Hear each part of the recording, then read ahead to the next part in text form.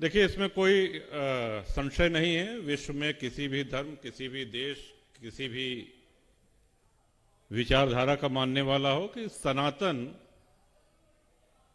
से पहले कुछ नहीं था। अन्य जो भी संप्रदाय, पंथ, मजहब, रिलीजन ये सब बने आए, वो सनातन के बाद आए। और हम लोग सौभाग्यशाली हैं कि सनातन धर्म ही एकमात्र ऐसा धर्म है जहां साक्षात प्रभु ने, ईश्वर ने स्वयं भक्तों के हित अवतार लिया, अपनी लीलाओं के माध्यम से हमारा मार्गदर्शन किया। भ्रिकुटी विलास सृष्टि लय हुई। जितनी देर में हम लोग पलक झपकते हैं उतने में सृष्टियों का लय और प्रलय हो जाता है।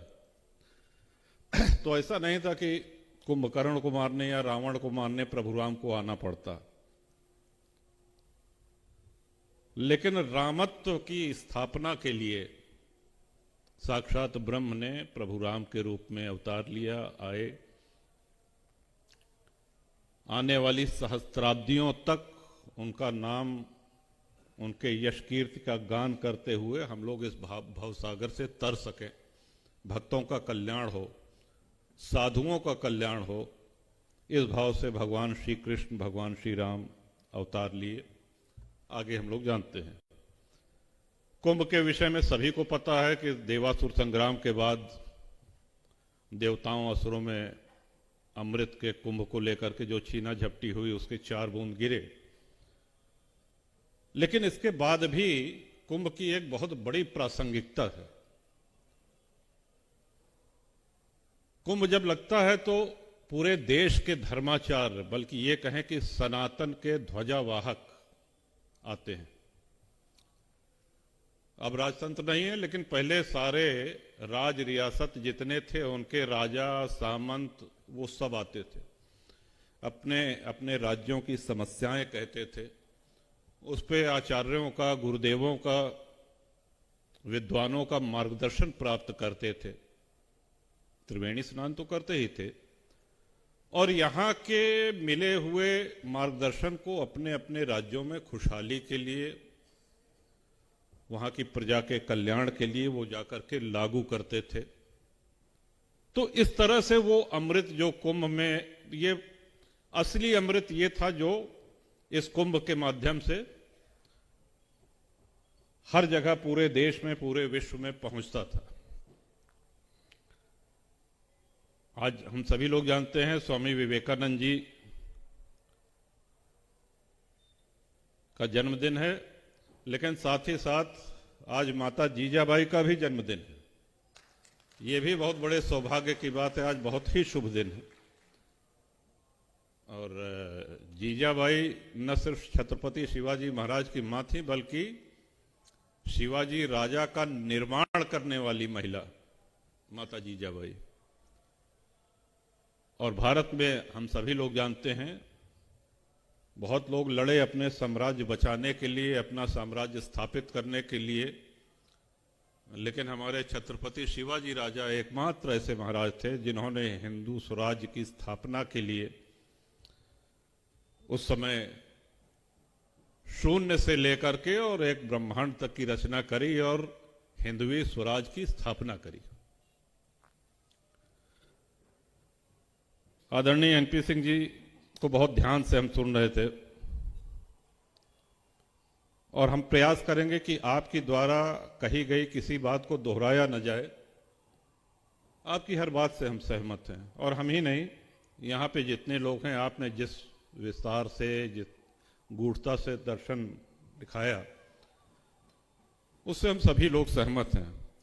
लेकिन आज सनातन के सामने समस्या ये नहीं है। सनातन के सामने आज समस्या ये है, जो बहुत प्रैक्टिकल रूप में हम कह रहे हैं, कि अगर आस्थावान मूर्ति विसर्जन करने जाता है तो उन भक्तों के ऊपर पथराव होता है, उनको मारा पीटा जाता है। अगर हनुमान जी का जन्मोत्सव है, वहां जा रहे हैं तो पथराव हो रहा है।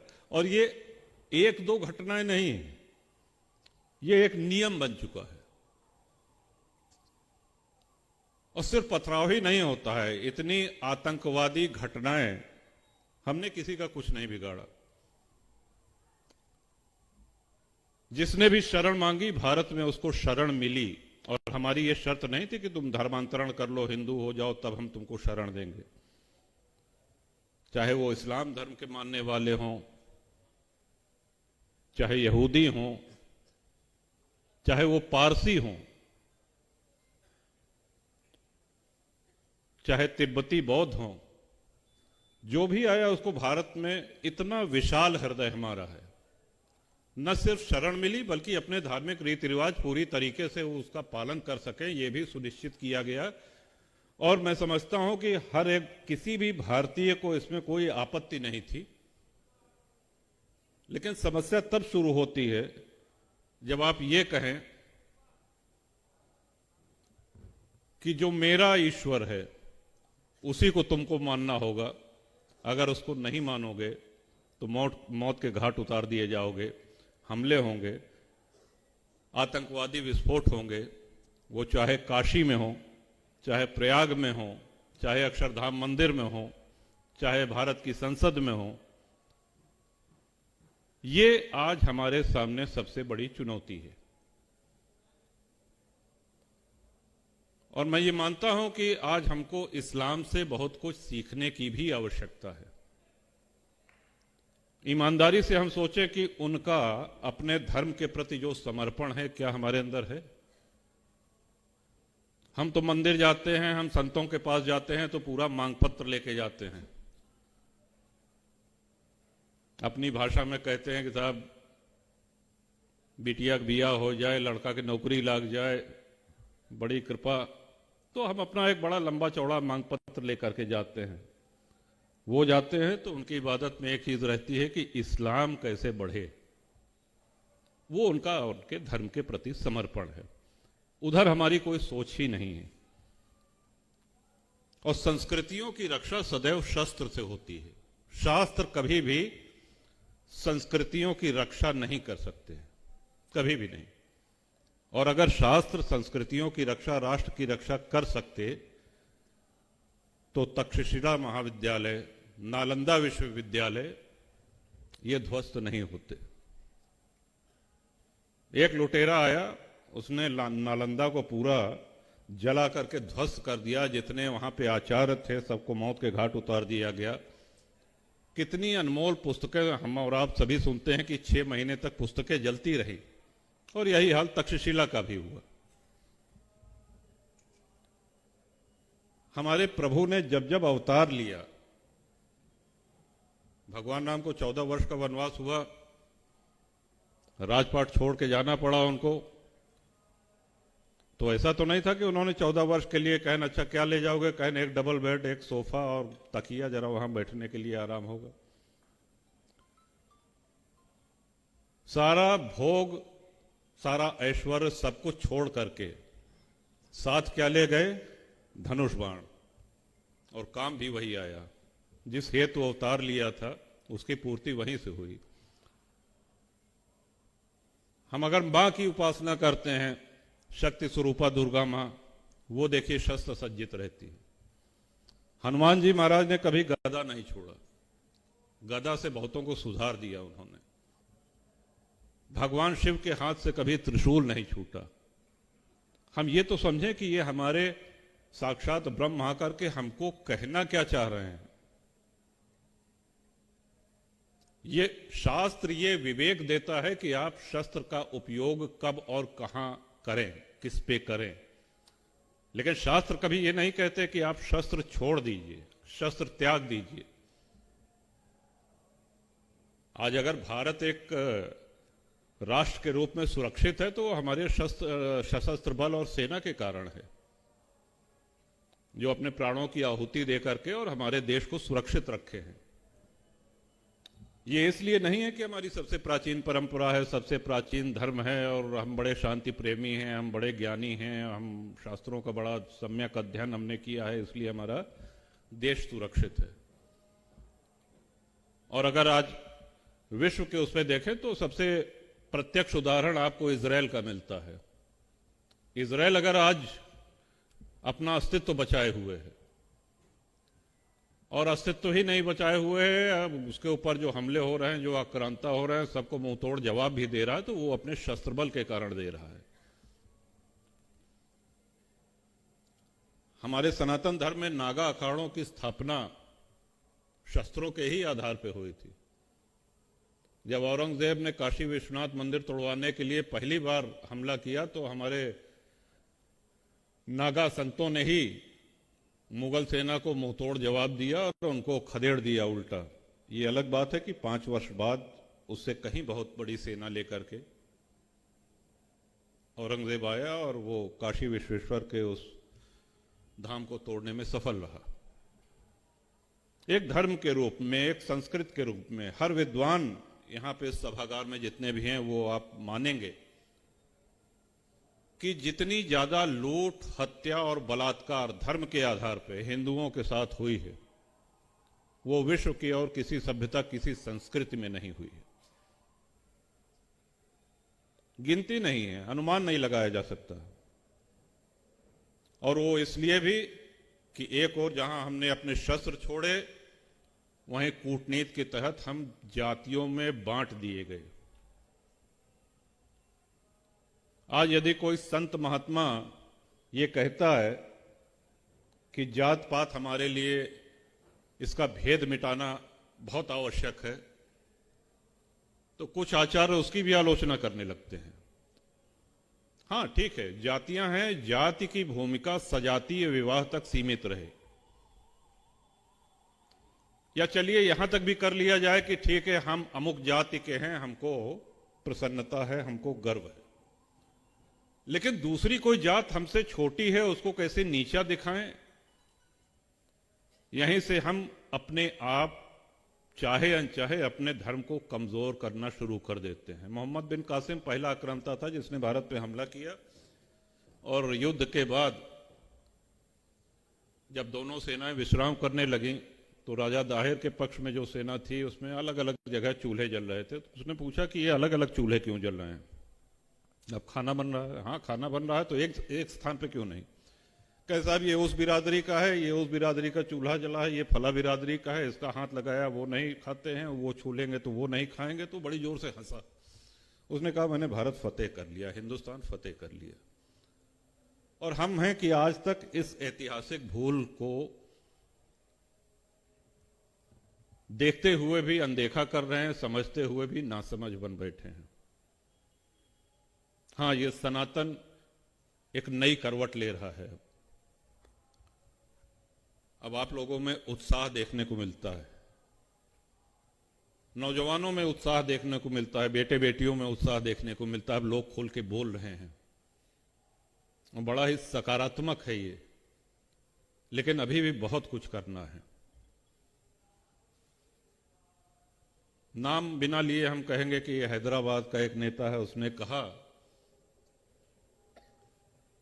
कि 15 मिनट में पुलिस हटा दो तो 15 मिनट में पता चल जाएगा। हम सभी लोगों ने ये बयान सुना हो। ऐसा नहीं लगता कि काफी हद तक हम सामने चाहे जो कहें, लेकिन अगर हम बैठ के गंभीरता से सोचें तो ऐसा नहीं लगता है कि काफी हद तक उसकी बात सही है? अगर ऐसा हो जाए तो लगभग आधा हिंदू एक झटके में साफ हो जाएगा। है क्या हमारे पास? हम लड़ेंगे किस चीज से? हमने इकट्ठा क्या किया है? ये विचार करने की बातें हैं। ना हम वंश वृद्धि कर रहे हैं, ना हम शस्त्र संचय कर रहे हैं।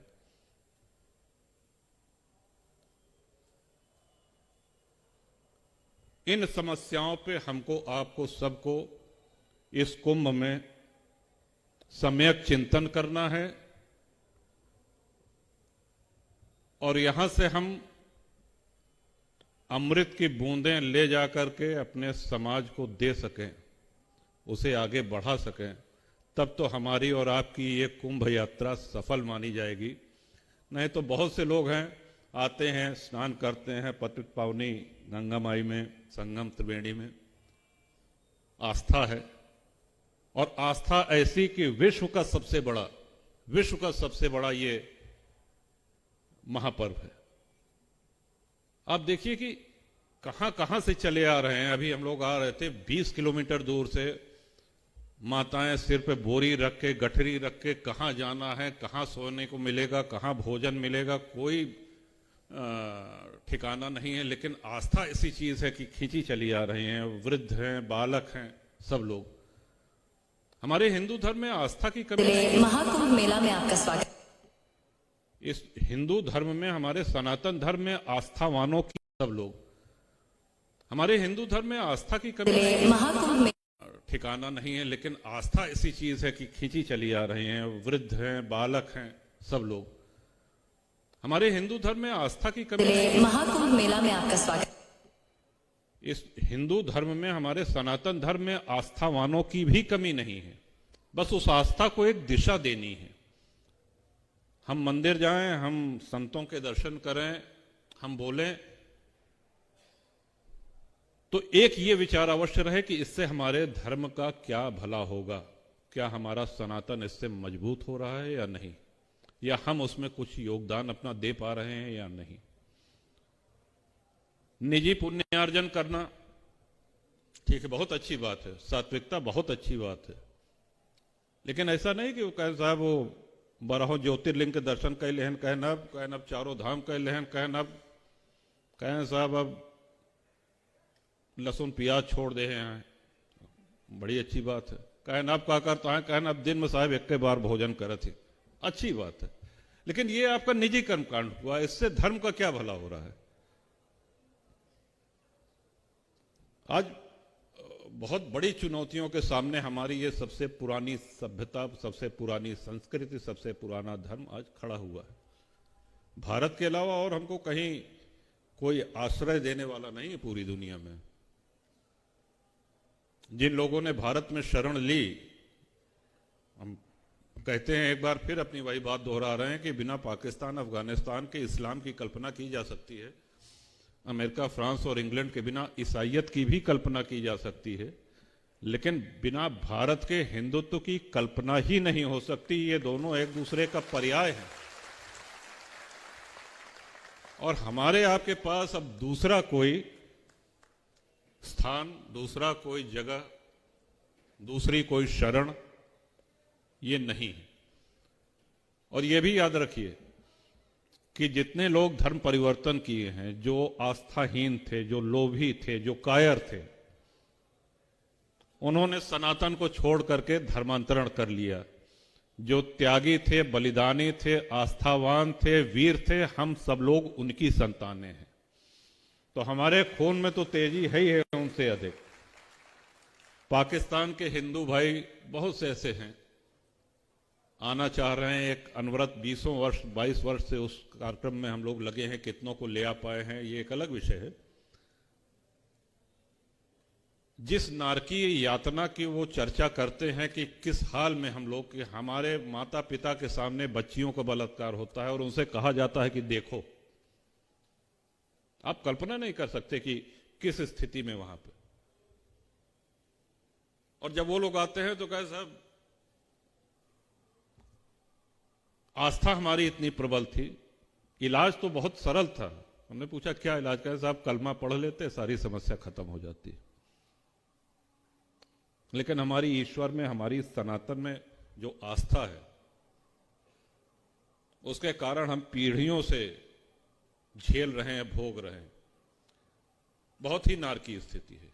अभी बांग्लादेश में हम सब लोगों ने, तो हमको, हमारा सुझाव आपको ये है कि शास्त्रों का, वेदों का, उपनिषद का अध्ययन बिल्कुल आवश्यक है, होना चाहिए। लेकिन हम धर्म हित में मुखर होकर के बोलना शुरू करें।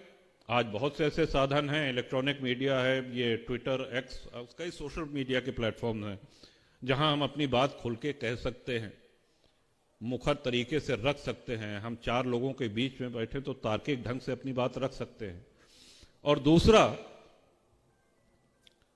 यदि कोई सनातनी धर्म की बात कर रहा है, समाज की बात कर रहा है, तो उसका मनोबल न तोड़ें।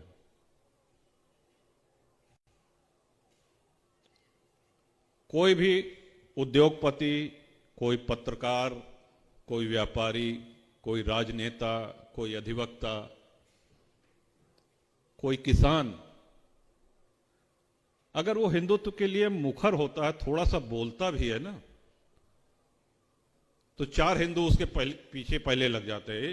ये कब के हिंदू हो गए हो, ये कब के बड़का हिंदू हो गए, अब इनके असलियत हमसे न कहुआ हुआ। मतलब अपने ही लोग जब प्रहार करने लगते हैं तो वो व्यक्ति टूट सा जाता है। तो आज हम लोग इस सभागार से 2 निश्चय तो अपने मन में करके जाएं ही कि हमको और मुखरता से अपनी बात रखनी है, अपने धर्म, अपनी संस्कृति, अपने राष्ट्र की बात रखनी है। और दूसरा, अगर कोई वो बात रख रहा है तो हम उसका पूरा पुरजोर समर्थन करें, उसका उत्साहवर्धन करें। और ये आवश्यक है कि आने वाले दिनों में हमारा धर्म, हमारा राष्ट्र आज से कहीं बहुत अधिक मजबूत स्थिति में होगा। सिकुड़ते सिकुड़ते देखिए, आदि शंकराचार्य ने जो पीठों की स्थापना की भारत के 4 कोनों पे, तब भारत का बंटवारा नहीं हुआ था, लेकिन उनको यह भान था कि भविष्य का भारत इतना ही बचेगा। हम और आप जन्म लेते हैं तो पूर्व जन्म के अपने अच्छे कर्म हैं कि अच्छे कुल परिवार में हम लोगों ने जन्म लिया, सनातन धर्म में जन्म लिया, भारत में जन्म मिला। ये हमारे आपके अच्छे कर्म, पुण्य कर्म हैं। लेकिन कुछ विशेष उद्देश्यों की पूर्ति के लिए प्रभु या ईश्वर वो श्रीमान पुरुषों को, महानुभावों को भेजते हैं धरती पर। स्वामी विवेकानंद जी, छत्रपति शिवाजी महाराज, स्वामी दयानंद सरस्वती, स्वामी रामकृष्ण देव परमहंस, ये बहुत लंबी सूची है ऐसे महानुभाव पुरुषों की। वो आए और निस्वार्थ भाव से उन्होंने धर्म के लिए, राष्ट्र के लिए काम किया। अपने सुख सुविधा को तिलांजलि देकर के उन्होंने सनातन को और मजबूती देकर के वो यहां से अपनी जीवन यात्रा पूरी करके चले गए। हम और आप सामान्य पुरुष हैं। हमको और आपको उनके बताए हुए, उनकी बताई हुई बातों को, और भगवान श्री राम और भगवान श्री कृष्ण ने जब लीला करी यहां पर, तो उन्होंने क्या क्या उपदेश दिए, क्या चाहते थे, उसके हिसाब से आचरण करके ही अपने देश को, अपनी राष्ट्र, अपने संस्कृति को, अपनी सभ्यता को और यहां तक कि अपने परिवार को सुरक्षित किया जा सकता है। मैंने बहुत अधिक समय ले लिया, लगता है कि अब समाप्त करना चाहिए। इस सभागार में उपस्थित सभी हमारे श्रद्धेय वरिष्ठ जन, आप सभी को हमारे सादर प्रणाम। अपनी माताओं को, बहनों को भी हमारे सादर प्रणाम, और छोटे भाई बहन जितने हैं उनको ढेर सारी शुभकामना। और हमारे इस वक्तव्य में जो आपको काम का लगा हो उसको आप ग्रहण करें, और बाकी थोथा समझ के उड़ा दीजिए, लेकिन सार का ग्रहण अवश्य करिए। हम लोगों को एक नए भारत, एक बहुत सुदृढ़ सनातन का निर्माण करना है। और चलते चलते एक बात और, पश्चिमी संस्कृति कहीं ना कहीं हमारे दिल दिमाग पे छाई हुई है।